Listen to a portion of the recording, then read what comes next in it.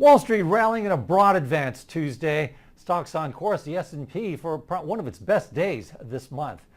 Let's go to Chicago for a closer look at the market action. We're joined by Steve Dudash. He is president of IHT Wealth Management. Welcome back, Steve. Now, what's awoke in the market from the stupor that we saw yesterday? Why are investors in buying mood? I hope, and when you're dealing with politicians, you never know because logic and reason doesn't apply here. But I think what we're finally seeing is the Republican Congress and the president focusing on tax reform and regulatory reform and not all the other drama things that they keep getting pulled aside from. I mean, let's be honest, they've got, especially the president's had a bad track record with what he's been focusing on when it's non-tax oriented, non-regulatory oriented. Anytime you're siding with Nazis and whatever, you're on the wrong side of that argument. But it looks like they're finally spending their time on what we really need them to work on right now. Tax reform, regulatory reform, and that'll spur more business growth. Right now, our economy is doing very well, and if there was ever a time you can get away with some of the hard parts of the change that would go along with that, it's now. You got to make your hay now when things are going well, and I think they're finally changing gears, and that's what we're finally seeing. Okay, Steve, much has been made about the so-called Trump trade. You have your way of dealing with Trump pronouncements. So, and you call them gifts to the markets, to investors. Explain what you mean by that. We've been saying this now for about 9 or 10 months. Every time he rails on someone, like Boeing 8 or 9 months ago, whatever it was, he hated Boeing for a week. And Boeing stock got hit because people thought he was going to stay on it. And then he drifts to the next thing he was going on. Use that as a low point to buy in. I get the same questions from my clients all the time. I want to be in the market.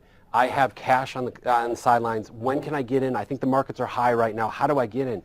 Well, you just find whatever's getting rallied or getting railed on in the outside economy.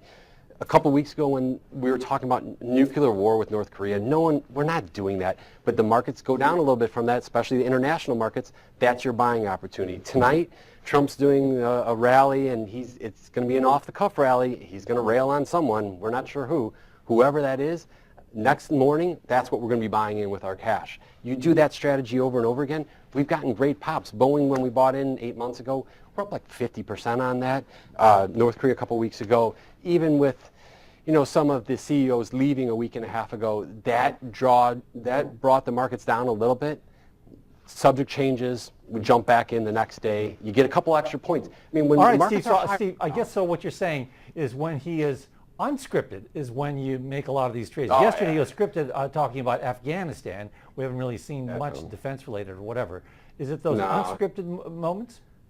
That's when you get his real opinions on things. That's when he says something that tends to be a little bit more off the cuff and moves markets, moves things usually to the downside that you can buy in. Yeah, yesterday was scripted, and the things that are going on in Afghanistan, you could buy defensive stocks on that, but that story hasn't changed in the last few months. A lot of people thought defensive was good anyway, so it's not like you were going to get that extra pop along the way. So in other words, in short, what you're saying is buy on an unscripted Trump dip. Buy unscripted Trump, and you will find nice opportunities to get in at lower prices. Everything's pricey right now, so you got to find your spots. And as you say, his attention is going to shift on to something else.